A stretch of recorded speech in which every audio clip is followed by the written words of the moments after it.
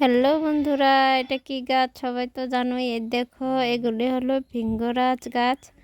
এখানে দেখো, আমাদের এখানে একদম পুরা ক্ষেত হয়ে গেছে। দেখো, বাগানের মতো সুন্দর হয়ে গেছে, বাগান হয়ে গেছে। দেখো,